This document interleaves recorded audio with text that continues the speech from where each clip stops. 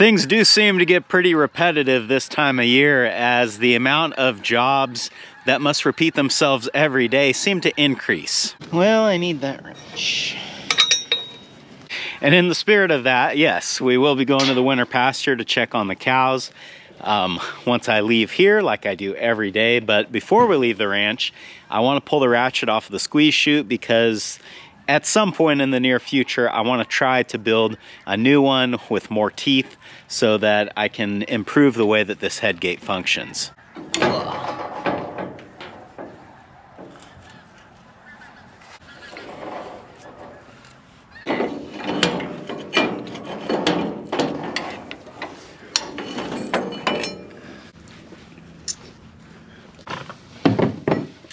Not sure when I'm going to get to that, but I do know if I have the ratchet with me, I'm much more likely to do it.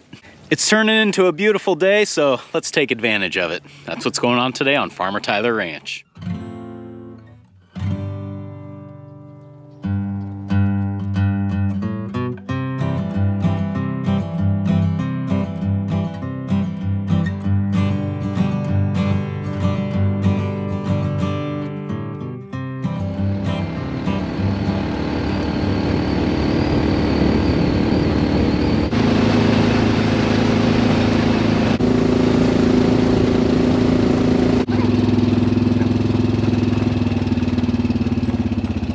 The big thing over here at the winter pasture is just making sure that all of the cattle are still here. Right now they've got a decent amount of feed out here. I don't really expect them to be working on fences, but you never know. The fact that they are all laying out here, relaxing, just sort of chewing their cud, tells me that their bellies are full and they're more or less satisfied. So this is a great sign. A little over 8,000 volts. That'll do it. A couple things I've been asked about hot wire here recently, and the first one is how much voltage do you need on the wire for it to be effective? And in my experience, if you've got anywhere from like 2,000 to 3,000 volts, that will be enough to keep cattle where you want them, especially like with this wire, it's right up next to a permanent fence, so 2,000, 3,000 volts would be plenty. However, it is one of those things where the more voltage you have, the better, because really what you want this to do, or how you want this to work, is you want the cattle to touch it once and then never want to touch it again. So at 2,000 to 3,000 volts, there's a bit of a tickle, and it is enough to be effective, but it might not be enough to really lock into their memory. Anywhere much over that, like 5,000, 6,000, 8,000 like we've got here, is going to really get their attention, and I suspect if they touch that one time, that will be the last time they try to touch it. And that kind of leads me into the other thing that I was asked, and that is, you know, won't that much voltage hurt the animals, because that is a lot of volts, right? And the answer to that is that voltage is not what is dangerous or lethal when it comes to electricity. Amperage is what will get you. So in the case of these solar energizers, they are high voltage but low amperage. So you're gonna feel it, but it's not gonna hurt you. And yes, I know that from personal experience. What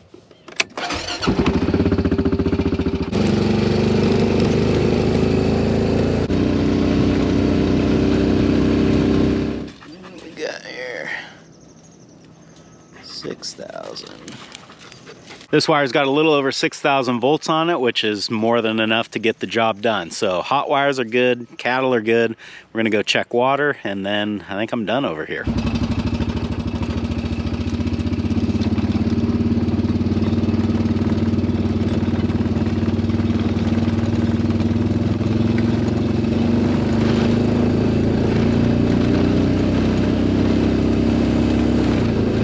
We're back here at the shop now, and I do intend to get started with this little project today. But before I do this, there's something else that I want to get done first. I added a second poultry net to the chicken run here yesterday and greatly expanded the area that they have access to. And as I am sort of little by little making these steps to make this a better place for them, the one thing that I am painfully aware of that they do not have is a good place to roost at night. So as I'm looking at the hen house here, I'm trying to decide where is the best place to put a roost for them. And to really do this, I have to think about ultimately what this is going to look like, how this is going to be set up. And what I'm thinking is to maybe have the nest boxes set up on this wall. I'm thinking like 4 cubbies or something should be plenty for the amount of chickens that I have. I'll most likely just leave the feeders right here where they're at. So that sort of leaves this wall or this area that would be a good place for a roost. Originally, I had thought about putting some boards across the corners here. That would be the easiest way to do this, and it would give them enough space for all of them to fit, I think, if I did 2 corners. But what I don't like about that is that when I have to come in here and do anything, like if I need to get into this corner of the building, that roost is going to be in my way. And, you know, same thing on this other corner. So I think the better way to go about this is to run a roost from wall to wall across kind of near the back, maybe 2 feet out from the back or something like that.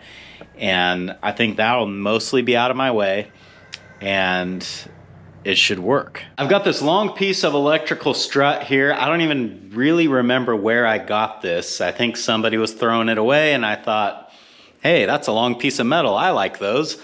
So I ended up keeping it, and I really haven't had any use for it. I don't think I'll ever use it for what it's actually intended for.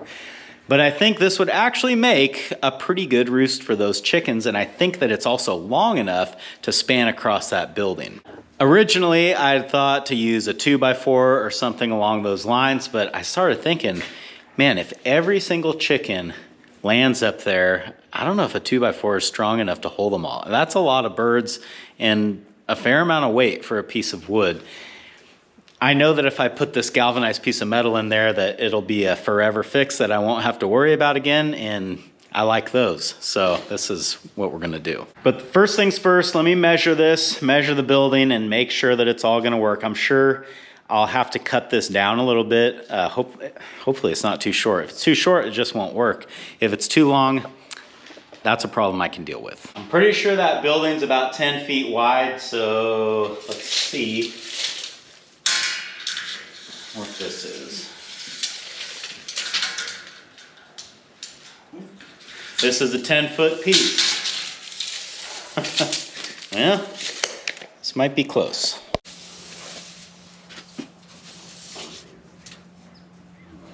That piece might be a hair short. Let's just go grab it and hold it up here and see.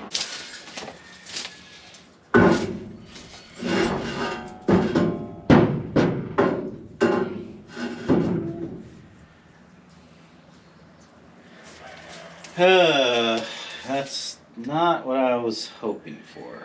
So we're short. We're a little shorter than I was hoping. I've got about 1 1/8 inch gap on either side between the conduit strut and this 2x4, but it does rest on this pipe here, so that's something. I think there's a way to work around this to where this will still be functional and strong with no danger of falling, and I'll show you what that is.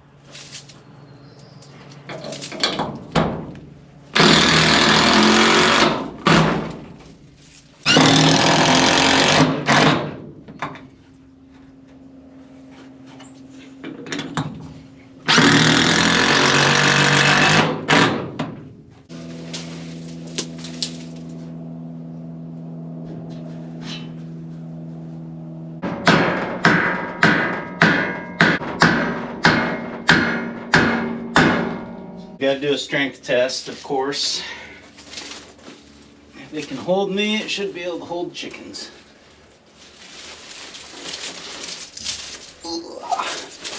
Alright, I'm satisfied with that. Feeling pretty good about that. That's actually a lot stronger than I thought it would be. So this is good, but it does create some problems. Now when the chickens roost here, They're gonna be pooping all over this nesting box, and it wouldn't surprise me if some of their manure found its way into that feeder. So I'm gonna move some of this stuff around a little bit to try to avoid some of that from happening. And then I think we are good to go. Okay, switching gears a little bit now, I want to talk about what my plan is for this ratchet off of the head gate on my squeeze chute. And just to get you caught up a little bit in case you missed the video where I was talking about the problems that I was having with the head gate on the chute, basically what it boils down to is this ratchet is too coarse, and I want a finer ratchet so that each click on the handle is a shorter amount of travel. This will allow me to catch the cattle more effectively and hold them tighter without like over squeezing them or under squeezing them. I've thought a lot about how to do this, and the best idea that I can come up with is just cutting myself out a new ratchet with a different tooth pattern. And instead of using ratchet teeth that are the shape of an equilateral triangle, I'm gonna make ratchet teeth that are the shape of a right triangle. By doing this, I should be able to keep the same amount of tooth engagement between the pawl and the ratchet tooth, and I'll be able to double the amount of teeth per inch on this ratchet. As I cut out the new ratchet, I can kind of explain better what I'm doing or how it's gonna work. I don't wanna get too lost in the weeds right now. But basically, for the purposes of this video, I'm just thinking about how am I gonna do this? How am I gonna cut out this shape, cut out these teeth accurately and consistently so that when I'm operating the squeeze chute, it doesn't have like any weird feel to it. I want it to feel basically like it does now. I could cut the rough shape out with a plasma cutter, but really what it comes down to is how am I gonna do the teeth? And what I have come up with is probably not the easiest way, maybe not the most accurate way, but I think that it will work. Because you gotta bear in mind that we're limited with what we can do by the tools that I have available to me. I'd love to go out and buy a milling machine and do it like that, but that's just not realistic. What I can do though is use my portaband on a portaband stand. Or portaband table, maybe it's called? I'm not sure, not important. So I picked up this one from Swag Off-Road. This is not a sponsored video. We paid full price for this. So I'm gonna put it together, get the portaband set up on it, and we can kind of see how it works. Shouldn't be that hard to put together.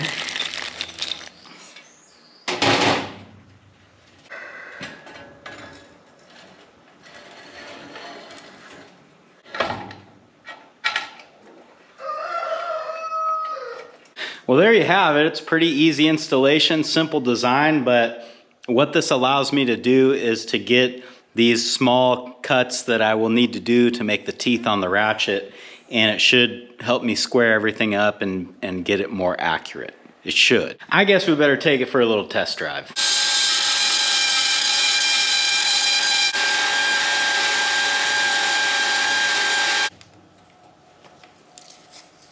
Well, no one said it would be fast, but it looks like it should work. It's just too nice of a day to sit in here and do a bunch of tedious bandsaw work. I think that is gonna wait for a day where the weather is not so nice. But before I close up the shop for the day, I wanna tell you guys about sort of an ongoing thing that's been going on here in the shop. And that is a sort of battle of wits between me and a rat. The other day when I was doing some work in here, I heard all this commotion in this little back room in the shop. And when I looked over there, I saw what has to be the biggest rat that I've ever seen. I mean, it was like unrealistically big, like almost the size of a guinea pig. So ever since I saw that rat, I've been trying to trap it, and so far I've been unsuccessful, but I have caught him on the trail cam plenty of times.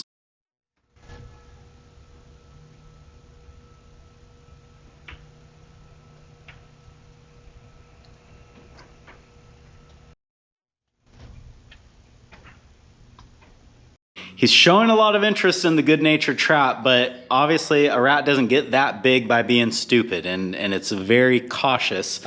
And I just wonder if some of the other rats that I've caught in here with the good-natured trap sort of taught him to be trap shy. So now I have moved my live trap in here as well. I've got this little can full of bacon grease. I don't know that the rat investigated this at all last night, although I did have it set up.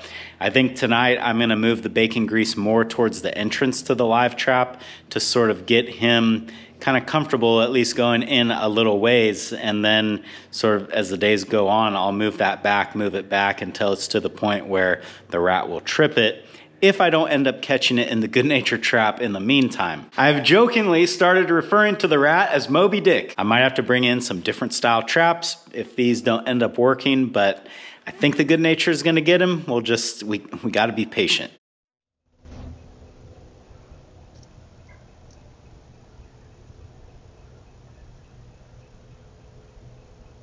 All right, so this is my setup for tonight. I've got the trail camera underneath the front wheel of the Yamaha. That should be able to see the entrance to the live trap. So if the rat goes in there, then we'll know that he's at least interested in that. And then it should also be able to catch the good nature if it happens to get him tonight. So I'll be interested to see what I find in the morning. I'll keep you guys up to date on what's going on with me and Moby Dick, and hopefully I can get him caught. Well, it always rolls around faster than you think, but it's time for evening chores. I already grabbed some eggs when I was in here working earlier today, but I think that there's probably some more.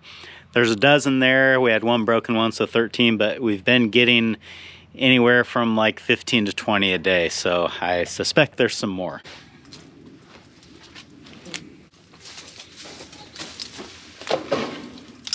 Nothing, oh, there is one in there. It's just stuck. There. Sometimes they like to get back here in this corner and lay them back here. Oh, that one's broken. Darn it. In fact, that's the second broken one I found back here in this corner. So I think we're gonna move this so that they can't really get back in there anymore.